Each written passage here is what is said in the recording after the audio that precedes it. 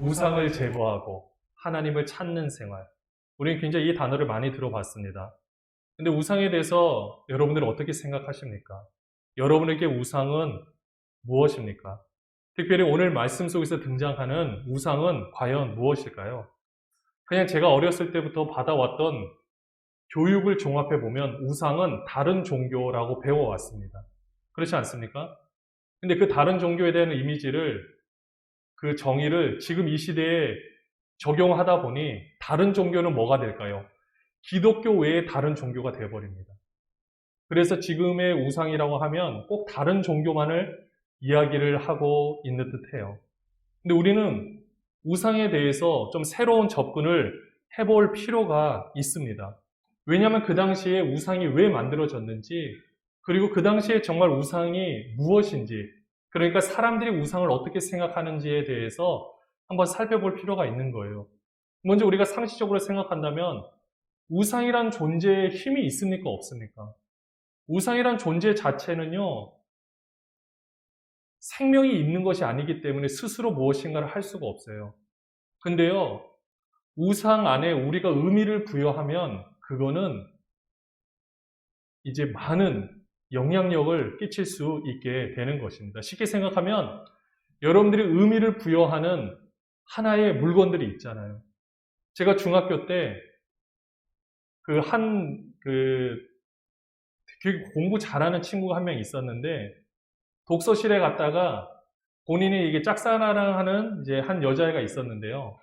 본인이 이제 차비가 없어서 한번 이게 되려나 안 되려나 그냥 심정으로 500원만 빌려달라고 했는데 그걸 빌려준 거예요. 얘가 그 다음날 와서 막 자랑하는데 이 500원은 절대 자기가 쓸 수 없었다고. 집까지 걸어가고 그 500원을 와서 막 자랑을 하는데 그걸 우리가 볼 땐 그냥 500원이에요. 근데 그 학생의 입장에서는 이 의미가 굉장히 큰 거예요. 이런 것처럼 그 자체가 중요한 게 아니라 그 안에 부여하는 의미가 중요하다는 거예요. 그럼 사람들이 이렇게 왜 의미를 부여를 하느냐? 신명기 4장 15절부터 보면은요, 여러분들이 한번 이 말씀을 보시면서 생각 한번 해보세요. 과연 진짜 우상이 뭔가? 15절에 보면은 일단은 우상을 말씀하기 전에 하나님께서 왜 우상을 만들지 말라라고 한 이유가 나옵니다. 15절에 뭐라고 나와 있습니까? 여호와께서 호렙산 불길 중에서 너희에게 말씀하시던 날에, 불길이에요. 너희가 어떤 형상도 보지 못하였은즉 너희는 깊이 삼가라. 하나님의 형상은요, 눈에 보이지 않는다라는 거예요. 그러니 그 형상 만들려고 애쓰지 말라라는 겁니다. 왜냐하면 그 당시에는 만든다라는 것은요, 고도의 기술력이 들어가야 되고 많은 노동력이 들어가야 돼요. 여러분들 만약에 지금 한번 생각해 보세요. 예배를 하기 위해서 여러분들은 어떻게 옵니까? 그냥 성경책만 들고 오시면 돼요. 근데 요즘에는 이제 성경책 안 들고 스마트폰에 다 있으니까 편하게 오시면 되고, 앞에 화면 다 띄워주잖아요. 이제는 뭐 자유롭습니다. 그냥 편하게 오면 돼요. 근데 만약에 우상을 섬기는 시대라고 한번 생각해 보세요. 만약에 하나님께서 이런 방식으로 하셔서 너네 일주일 동안 내 형상 다 만들어 와. 손으로 다 깎아서 와. 그렇게 하면은 얼마나 힘들겠습니까? 그 할 시간에 내가 좀 쉬지도 못하고 그걸 한다고 생각해 보십시오. 이 와서 예배를 하는 게 우리가 쉽게 표현하면 제단을 쌓는 거라고 했을 때, 이 제단을 쌓기 위해서 어마어마한 노력을 들여야 되는데, 그렇게 해야만 여기 올 수 있다라면은 예배가 어떻겠습니까? 편하게 생각되겠습니까? 아니면 고통스럽게 생각되겠습니까? 하나님 이걸 아신 거예요. 그래서 16절부터 보면은요, 뭐라고 표현하고 있느냐? 어떤 형상대로든지 우상을 만들지 말라 그랬어요. 여기서 나타나는 것은 우상은 하나의 형상이구나. 그게 남자의 형상일 수도 있고요, 여자의 형상일 수도 있어요. 17절에 보면은 짐승의 형상일 수도 있어요. 또는 어떤 새의 형상일 수도 있는 거예요. 18절에 보면은 곤충일 수도 있고, 또는 땅 아래 물 속에 있는 어떤 어족의 형상, 물고기 형상일 수도 있는 거죠. 그리고 제일 중요한 거. 자, 이것까지는 그렇다고 쳐요. 근데 지금도 우리에게 있어서 두려운 존재라고 생각되는 것이 바로 19절. 또 그리하여 내가 하늘을 향하여 눈을 들어 해와 달과 별들, 하늘 위의 모든 천체, 곧 너희의 하나님 여호와께서 천하 만민을 위하여 배정하신 것을 보고 미혹하여 그것을 경배하며 섬기지 말라. 근데 우리도 보면요, 우리의 전통 문화 가운데 보면 이 자연을 달래서 더 많은 수확물을 얻고자 하는 수많은 이런 우리만의 풍습들이 있어 왔습니다.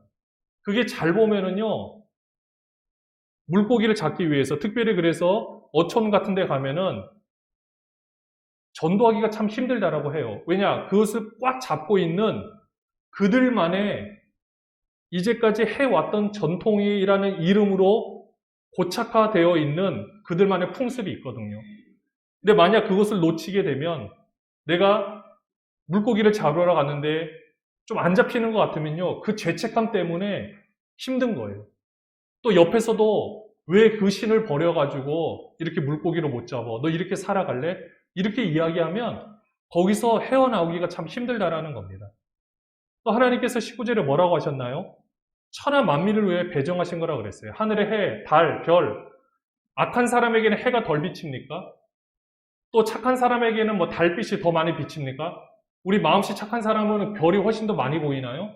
그런 거 아니잖아요. 똑같이 보이고 누구에게나 똑같이 배정되어 있다라는 거예요. 근데 사람들은 이것을 보고 미혹돼서 두려운 마음이 들어서 이거를 어떻게 해서든 내 마음대로 한번 해보고자 하는 그 마음의 심리들이 우리 저변에 깔려 있다라는 겁니다. 그게 우상이라는 거예요. 근데 이렇게 우상을 섬기게 되면은 문제는 어떤 거냐? 우리나라도 마찬가지예요. 또 이 가나안 종교라고 불리우는 지금 이들이 들어가야 될 종교도 보면은 이 자연을 다스리기 위해서 그들만의 방법을 생각해낸 것이 남녀 간의 성적인 결합 또는 자녀를 불에 태운다든지 제물로 바치는 내 마음에 나의 가장 좋은 것을 바친다라는 이런 생각들이 있을 때 그들의 삶이 어떻게 되겠습니까? 과연 행복하게 유지가 될까요? 아니면 뭔가에 억눌려서 모든 것을 두려워하면서 살아야 될까요? 문제는 그거예요. 그 삶이 굉장히 제한을 받고 힘들다라는 겁니다. 그래서 하나님께서는 21절부터 23절에 이 모세를 통해서 정말 부탁을 모세가 이렇게 부탁을 하고자 했던 이유가 있었던 거예요. 모세는 마지막까지 너희들 그렇게 이렇게 우상을 섬기면 안 돼 라고 21절에서 그 아름다운 땅에 들어가는데 나는 이제 못 가. 22절에 나는 이 땅에서 죽어서 요단을 건너지 못해. 근데 너희들은 건너갈 거야. 그러면서 23절에 너희는 스스로 삼가 너희 하나님 여호와께서 너희와 세우신 언약을 잊지 말고 뭡니까? 십계명에서 말한 다른 신을 두지 말라라는 그 명령을 포함해서 우리 인간 생활에서 가장 필요한 이 명령들 거기서 하나님 여호와께서 금하신 어떤 형상의 우상도 조합하지 말라라는 게 하나님의 부탁이고 모세를 향한 간절한 부탁이었던 거예요. 자, 그럼 여러분들 우상의 의미에 대해서는 우리가 한번 살펴봤습니다. 그러면 우상을 섬기면 어떻게 되느냐? 오늘 본문에 보면 나와요. 25절, 26절에 보면은 우상을 섬기게 되면 25절 끝에 보십시오. 뭐라고 나와 있습니까? 내 하나님 여호와 앞에 악을 행함으로. 자, 우상을 섬기는 게 우상을 조각해서 섬기는 게 악을 행하는 것이라고 그랬고 그렇게 하면 하나님의 노를 일으킨다라고 했어요. 그리고 그러면 어떻게 되느냐? 26절에 보니까 내가 오늘 천지를 불러 증거를 삼노니 하늘과 땅을 지금 막 증거를 삼는데요. 모세가 그렇게 지금 강인하게 외치고 있는 거예요. 요단을 건너가서 얻는 땅, 가나안 땅이죠. 거기서 망할 거래요. 길지 못하고 전멸될 것이래요. 이게 무슨 말입니까? 잘 한번 생각해 보십시오. 여러분들 하나님께서 지금 이렇게 모세를 통해서 계속 사람이 말씀하시듯 표현을 하고 있어요. 자, 이렇게 이야기를 할 때 지금 우상을 섬기게 되면 하나님이 열받아. 쟤네 죽여버려야겠다. 이러는 걸까요? 아니면 우상을 섬기는 것 자체가 그 사람들이 망하게 되는 걸까요? 당연히 후자입니다. 근데 성경석의 표현은요, 지금 신명기가 어떤 말씀일까요? 또 쉽게 표현하면 여러분들이 지금 좀 있으면 이제 다음 세대 소그룹 모임이 시작될 텐데 여기에 지금 어른분들이 한 6살 지금 유치부 조금 있다 하게 그 이야기를 읽어주게 되면 여러분들이 읽는 식으로 읽습니까? 아니면 그 아이한테 맞춰주나요? 막 온갖 표현을 다 해서 맞춰주잖아요. 내가 내 수준이 그거라서 그런 게 아니라 나는 다 아는데 어떻게 하면 이 아이가 알 수 있게 말할까라고 하기 위해서 그 사람 편에서 이야기를 해줘요. 마찬가지로 우리들이 가지고 있는 질투라는 그 마음, 우리 사람의 본성 가운데 있는 그 마음을 지금 하나님이 어떻게 하면 이것을 모세는 이미 알려줘서 모세는 다 알고 있는데 지금 모세가 이 출애굽 2세대들에게는 어떻게 하면은 내 몸을 정말 다 들여서라도 이들을 교육할까 막 이 간절한 마음이 좀 전에 21절부터 23절에 있었고요. 지금도 그렇게 하면 하나님이 질투를 일으키시는 것처럼 표현을 하고 있기는 해요. 근데 정말 우리가 하나님께서 우리 부모님이시고 하나님께서 우리의 모든 것을 책임지시는 분인데 그 우상 숭배를 한다고 해서 질투 나가가지고 다 멸하시겠습니까? 아니죠. 그렇게 되는 것이 아닙니다. 우리가 우리 자녀를 교육할 때 물론 야단을 칠 때 있어요. 그리고 어떨 때는 매를 대기도 합니다. 근데요, 어느 선까지는 그렇게 하지만은 말 안 듣나 그래가지고 뭐 아파트 12층에서 밀어서 떨어뜨릴 겁니까? 아니면 막 지나가는 차에 밀어 넣어서 교통사고를 나게 할 겁니까? 이건 표현도 잘못되고 물어보는 것 자체가 잘못된 거예요. 절대 하나님께서 그렇게 하시는 것이 아닙니다. 우상은 섬기는 것 자체가 그들을 망하게 하는 거예요. 자, 그러면은 또 생각해 볼 게 있어요. 그럼 도대체 우상이 뭔데? 아니, 그러면은 그 우상이 그러한 힘이 있는가 생각해 볼 필요가 있는 거죠. 이 당시 가나안 족속이 섬기고 있던 신들은요, 일단은 가나안 족속이 누리고 있는 문화는 당대 최고의 문화입니다. 말이 끄는 병거, 그 다음에 긴 창과 활, 기병, 그리고 도시 계획과 축성 기술 등 이미 모든 것들을 다 갖추고 있었어요. 그 주변에 그 어떠한 나라 족속보다도 완벽하게 모든 것이 갖춰져 있는 곳이 바로 가나안 땅입니다. 우리는 가나안 7족속 그렇게 하면서 맨날 뭐 대충대충 말하니까 별거 아닌 것 같죠? 그렇지 않습니다. 정말 최고의 문화를 가지고 있고요. 이들은요, 전쟁에 능한 민족들이에요. 왜냐? 그 좁은 땅덩어리에 서로 맨날 전쟁을 하니까 철저히 갖춰져 있고 사람들이 노예층도 있고 그 다음에 피지배층, 그 다음에 자유인도 있고 그 다음에 봉건제도가 많이 발달되어 있기 때문에 그 제후들이 군사들을 보유하고 있고 그 사람들이 왕에게 충성하는 그런 구조로 있어요. 그러다 보니 잘 사는 사람들은 잘 살지만 대부분의 사람들은 굉장히 힘들게 사는 그런 구조로 사람들이 살아가고 있습니다. 이런 땅에서 그들이 우상을 숭배한다는 것은 어떤 걸까요? 본인들이 원하는 것을 만들어내는데 그것을 뒷받침해주는 구조, 정신적인 문화를 지지하는 것이 바로 우상을 섬기는 거라는 겁니다. 왜냐, 우상은 사람들이 만들어내는 거잖아요. 근데 우상은 일단 사람들의 삶을 어마어마하게 계속해서 제한을 시킵니다. 이 제한을 시키는데요. 우리도 한번 보세요. 우리가 이사를 할 때 손 없는 날. 우리는 별로 그렇게 크게 신경을 잘 안 쓰지만 그래도 많은 사람들은 여기에 신경을 쓸 수밖에 없습니다. 이 외에도 우리는 이 자연을 다스려야만 살아갈 수 있다라는 그런 생각이 있는 거예요. 그러니까 이 시대도 이 가나안 족속이 살고 있는 이 시대 가운데도 나름대로의 삶의 법칙들이 있는데 그 가나안 족속의 이 풍습들을 보니까요. 그들이 돈이 많은 사람들은 더 많은 돈을 벌어도 되고 계속해서 착취를 해도 되고 또 주변의 나라를 족속이죠 쳐들어가서요. 내가 원하는 대로 다 죽이고 사람을 탈취해가지고 자기 노예로 삼아버리는 이런 일들이 비일비재하게 일어났다라는 겁니다. 근데 이렇게 우상을 섬기는 나라의 이 공통점을 보면은요, 무엇이 있냐면요. 일단 내가 우상을 잘 섬겨서 그 신을 잘 섬겼기 때문에 그 신이 나에게 복을 주시는 거야. 자, 이런 생각이 있는 거예요. 그래서 열심히 있는 사람이 다 가져도 된다라는 것이 암묵적으로 깔려져 있어요. 더 나아가서 남들은 그러니까 어떻게 되든 상관이 없는 거예요. 우리가 배 안 고프면 되는 거예요. 우리가 저들을 다 죽이면 저들이 어떻게 삶을 살아가야 될지는 안중에 없는 겁니다. 그냥 내가 좋으면 좋은 거예요. 내가 행복하면 다 끝이 나는 거예요. 왜냐? 나는 열심히 지금 신을 섬겼기 때문에 나는 복을 받아요. 근데 얘네들은 신을 제대로 섬기지 않아서 저렇게 된 거니까 내가 믿는 신이 최고야. 그러니 나는 내 멋대로 살아가면 돼. 이런 정신적인 바탕이 깔려져 있는 거예요. 그래서 가진 자가 더 많이 가져가는 부익부, 빈익빈, 부익부 현상이 극과 극을 달리고 있는 겁니다. 그러니까 이들의 가치관 가운데 이 우상을 섬기기 때문에 이런 가치관이 있게 되는 거예요.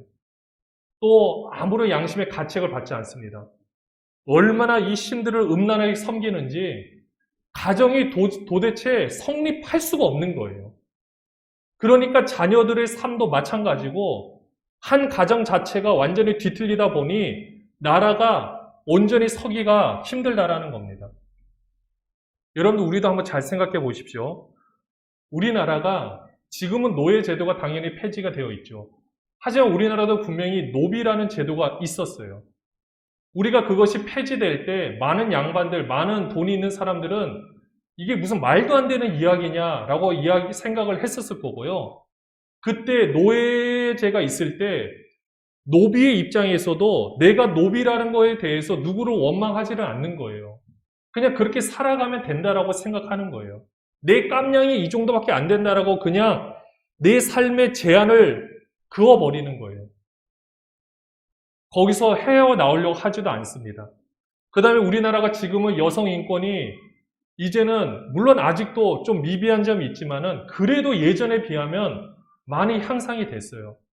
근데 예전에 그렇게 힘들게 우리 여성분들이 삶을 살아올 때 거기에 대해서 뭐라고 하는 사람이 없는 거예요. 그냥 그게 운명이라고 생각하고 또 그거를 그렇게 시키는 사람도 당연하다고 여겨왔던 거예요.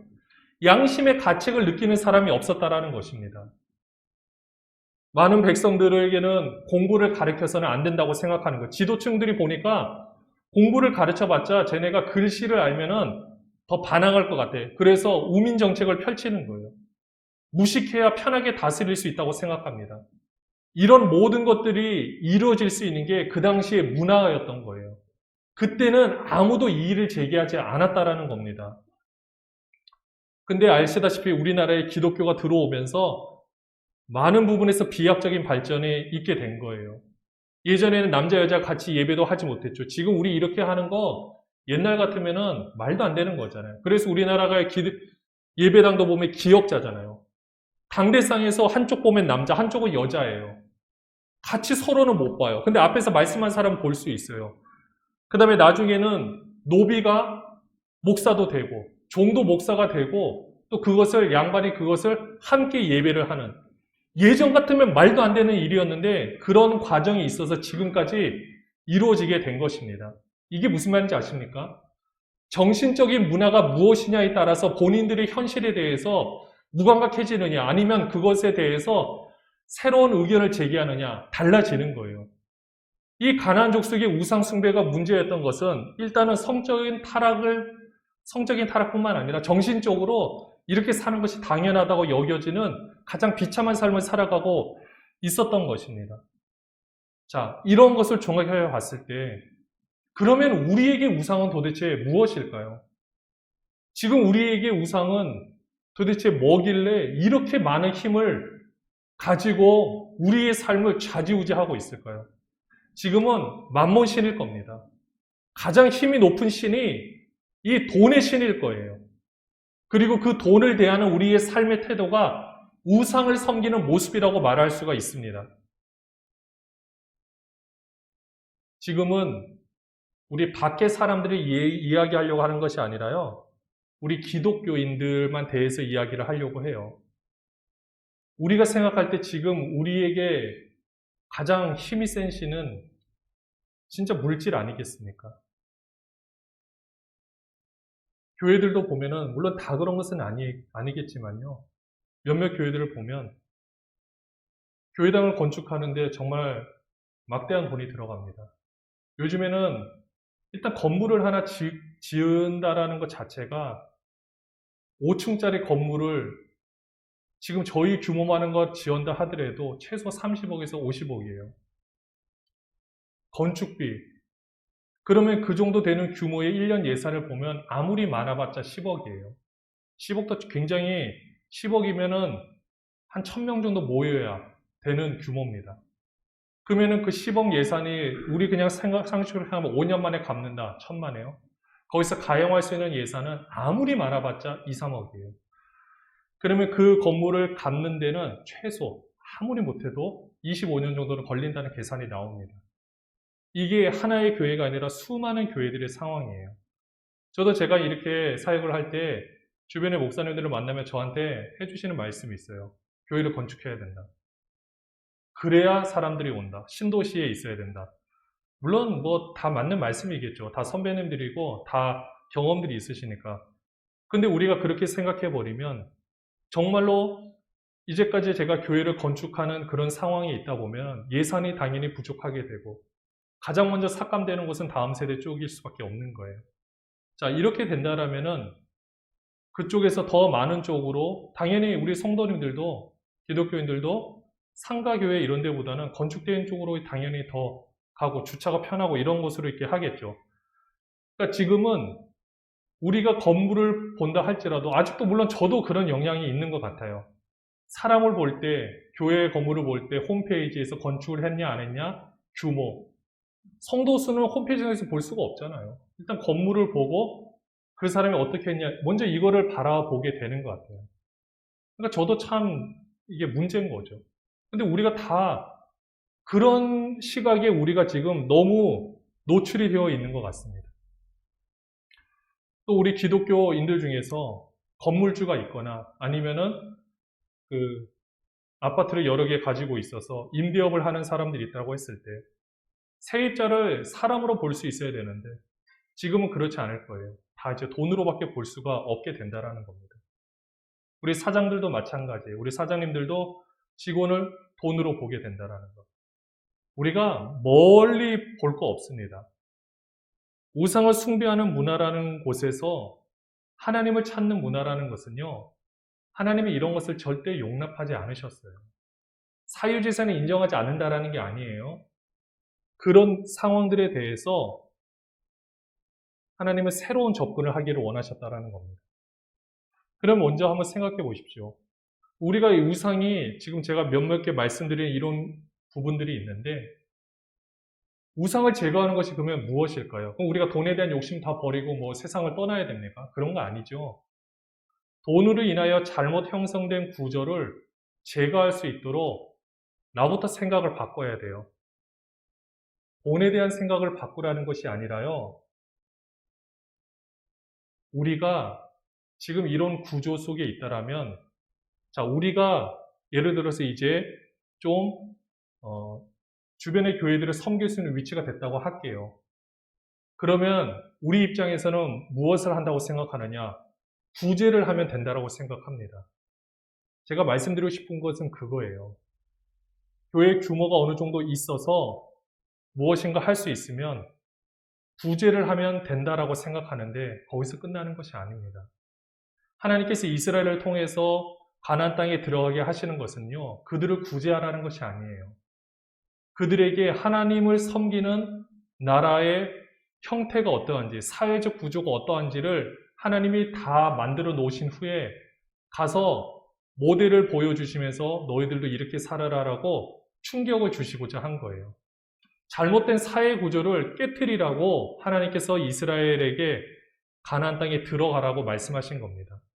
군사적으로 절대 이스라엘 백성은 가나안 백성들 이길 수가 없어요. 말도 안 되는 싸움입니다.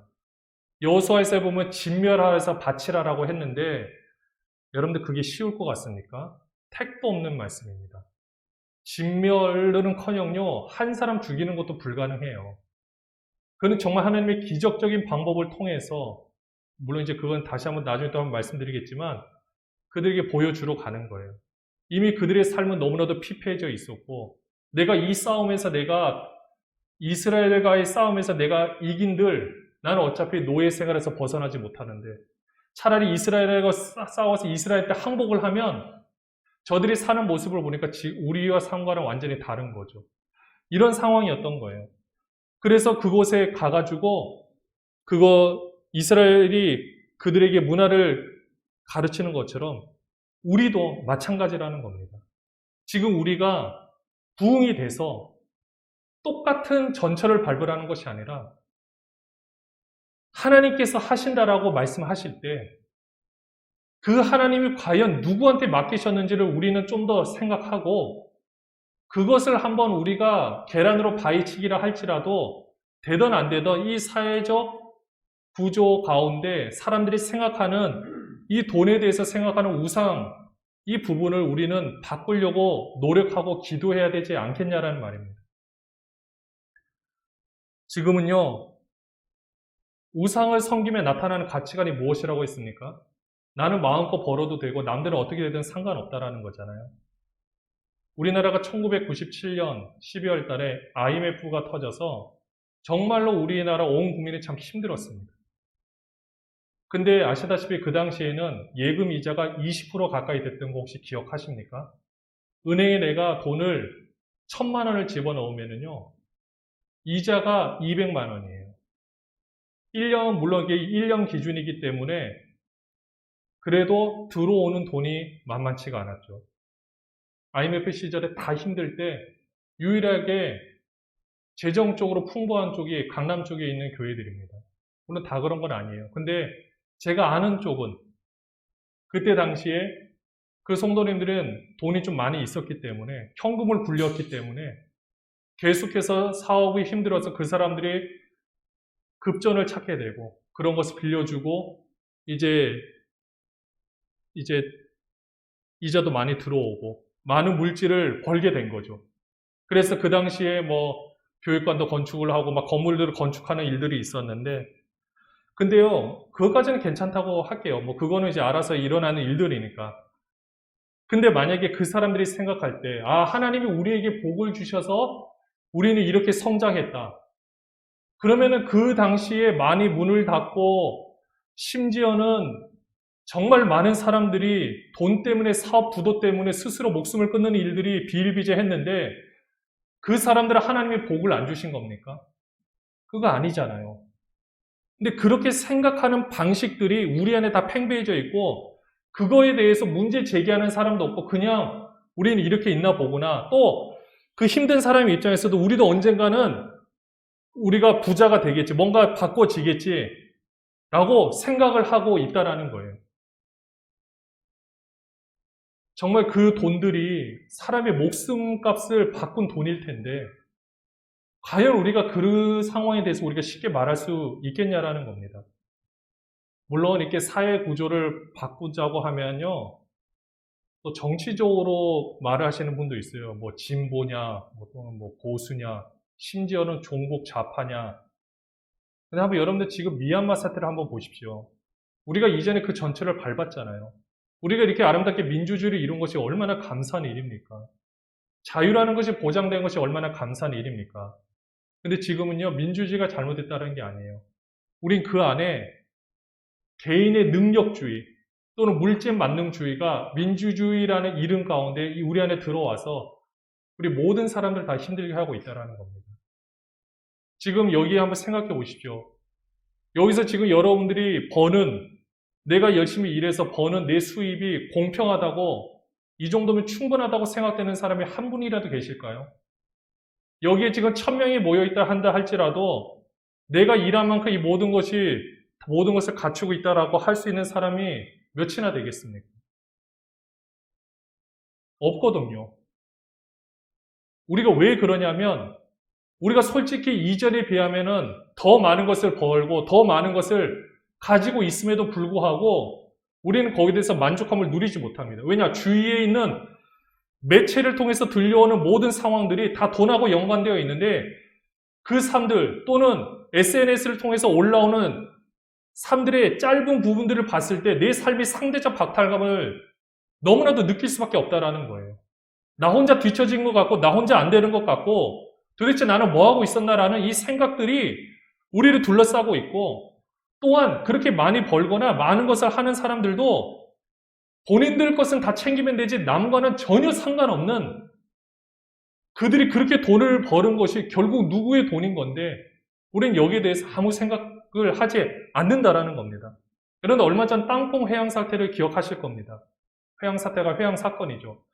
우리는 갑질이라는 것에 대해서 사실은 거기에 대해서 다 우리는 지금 막 몸부림을 치고 있지만 엄밀히 따지면 여러분들 그것보다 그런 하나의 기업들이 그 갑질이 문제가 아니라 그것도 문제겠지만 가지고 있는 그 물질을 통해서 합병과 또는 직원들을 해고시키는 과정 가운데 피눈물과 죽음으로 내닫고 있는 이 환경들에 대해서는 우리는 생각 못하고 있다는 거예요.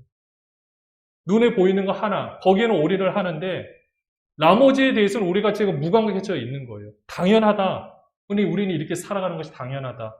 그래서 그것을 다른 쪽으로 우리는 풀려고 하고 있는 모습이 있다는 겁니다.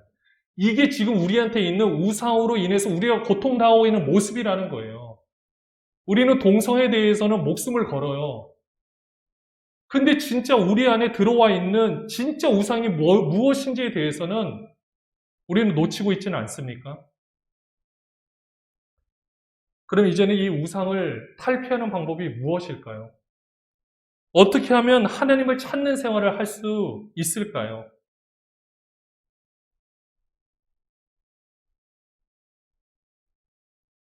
우리 이런 얘기를 많이 하잖아요. 어떤 일을 하고자 할 때 하나님 내가 나중에 돈이 있으면 하겠습니다 라고 하지만 우리 솔직히 한번 생각해 보십시오. 우리가 지금 하고 있는 어떤 일들이 여유가 있어서 합니까? 아니면 어쩔 수 없어서 돈을 쓰고 있습니까? 아니면 아껴두었다가 생각지도 못한 것으로 지출을 하고 있습니까? 이게 우리의 상황인 거예요.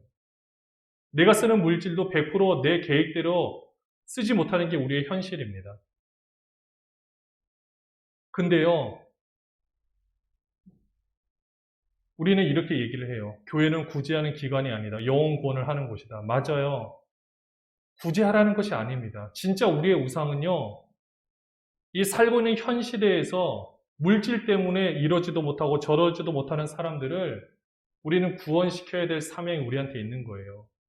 더 쉽게 표현하면 지금 이 구조, 사회적 구조 우리 힘으로 바꿀 수 있습니까? 못 바꾸죠. 하나님이 하셔야 되는 게 맞아요. 근데 우리가 하나님이 하셔야 된다고 하고 하나님이 하시겠지? 근데 나는 상관없어. 이게 우상을 섬기고 있는 가치관이라는 겁니다. 하나님이 하셔요? 그럼 어떻게 하실까? 거기에 우리의 마음을 함께 두는 거예요. 내가 물질이 많아서가 아니라 내가 뭔가를 잘해서가 아니라 어떻게 하면 정말 이 시대를 우리도 품고 이 사회적 구조 때문에 지금 고통당하고 있는 나를 비롯해서 앞으로 고통을 받게 될 내 자녀들을 포함해서 또한 더 고통을 받게 될 그 모든 삶의 현실 가운데서 우리는 어떻게 해야 되겠습니까?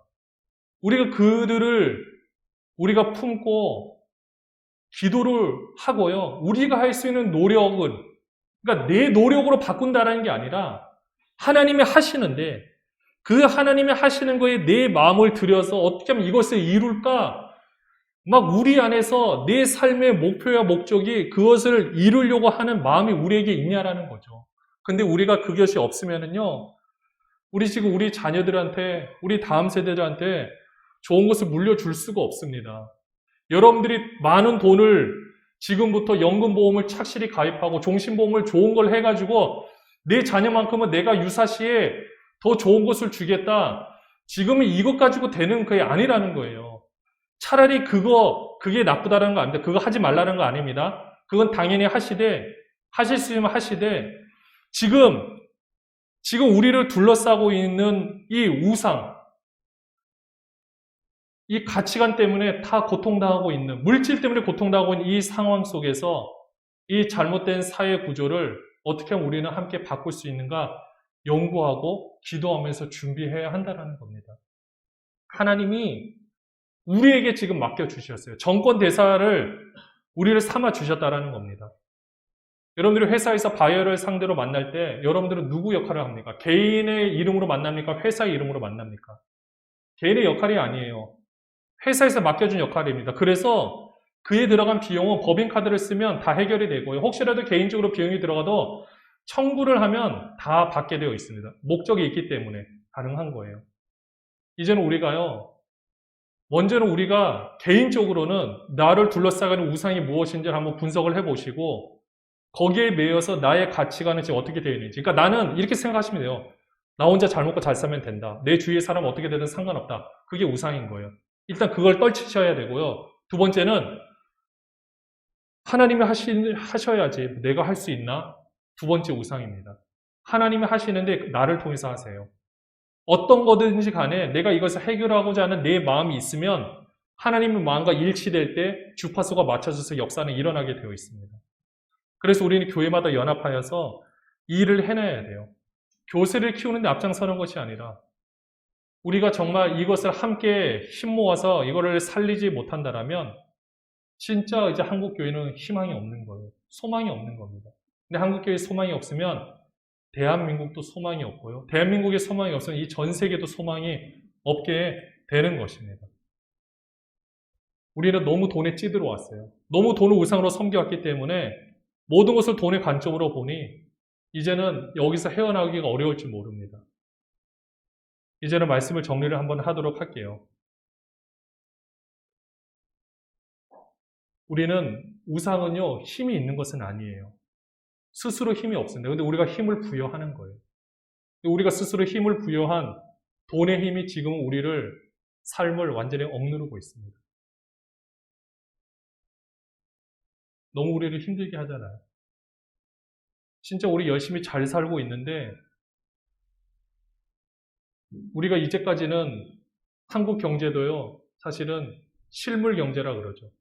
내가 어떤 무엇인가를 열심히 한 부분에 대해서 돈으로 환산이 돼서 내가 만질 수가 있었는데 지금은 우리나라 경제도 잘 아시다시피 주식이라든지, 그러니까 주식이 나쁘다는 게 아닙니다. 내 자산들이 내 생각과는 다르게 보이지 않는 쪽에서 왔다 갔다 하면서 상상을 초월하는 금액이 왔다 갔다 하고 있는데 그런 것 때문에 우리가 지금 많은 사람들이 진짜 자기 인생을 끝내고 싶기도 하고 또는 살고 싶기도 하고 하면서 바뀌고 있는 것을 보게 돼요.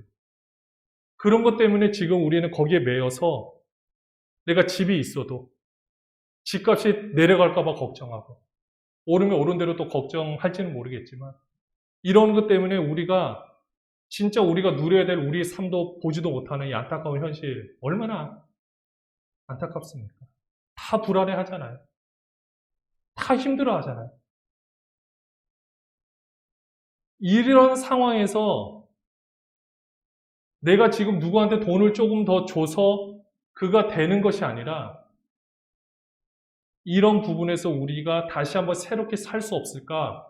이제는 우리가 고민을 하고 하나님을 찾는 것은 그 관점을 조금 내려놓고 이거는 하나님께서 나를 통해서 하신다라고 생각해서 내가 할 일들을 찾고 그리고 그 가운데서 주위의 모든 상황들이 나와 상관없다고 생각하지 마시고 내가 어떻게 하면 이것을 해결할까? 이런 마음으로 우리가 함께 기도했으면 좋겠다라는 겁니다. 이제 여러분의 개인의 기도 제목들이 좀 더 수준 있게 더 넓혀졌으면 좋겠어요. 저도 우리 자녀들 잘 되길 기도하고 있습니다. 우리 자녀들 좋은 새학기 시작됐으니까 좋은 친구도 만나면 좋겠고 좋은 선생님도 만나면 좋겠고 그 다음에 환경들 가운데서도 지혜롭게 모든 걸 하면 좋겠다고 생각하는데 진짜 이 기도 제목이 이루어지기 위해서는 이거는 한 사람 갖고 될 문제가 아니잖아요. 모든 좋은 친구들이 나올 수 있는 환경이 이 땅 가운데 만들어지게 된다라면은 우리 이 기도 이제 안 해도 되지 않나요?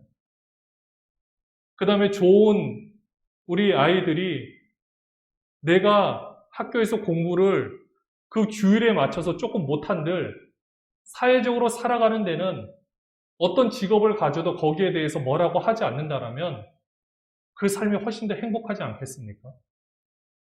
우리는 지금 이 말도 안 되는 구조 가운데 지금 우리는 살아가고 있는지도 몰라요. 유럽 같은 경우에는 배관공과 대학 교수의 수입을 봤을 때 비슷해요. 근데 그 사람들이 생각하는 방식은요, 다른 거예요.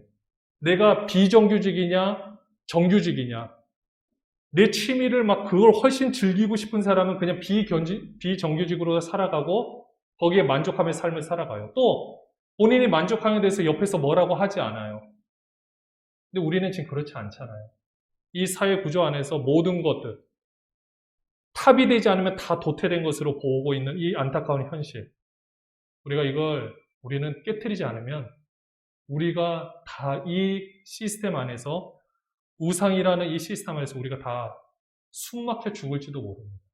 우리가 이제는 함께 기도하기를 원합니다. 그래서 이 모든 부분들을 해결되어져서 한 번에 될지는 모르겠지만 어쨌든 이스라엘 백성이 가나안 땅에 들어가서 말도 안 되는 그 상황들 가운데서 결국은 이겨냈던 것처럼 지금도 우상이라는 만몬신이라는 거대한 신이 우리를 둘러싸고 있고 우리를 억누르고 있겠지만 이 잘못된 사회 구조를 우리가 함께 힘을 합쳐서 기도하고 하나님의 힘이 우리를 통해서 이루어지도록 기도할 수 있는 저와 여러분 되시기를 주님의 이름으로 축원합니다.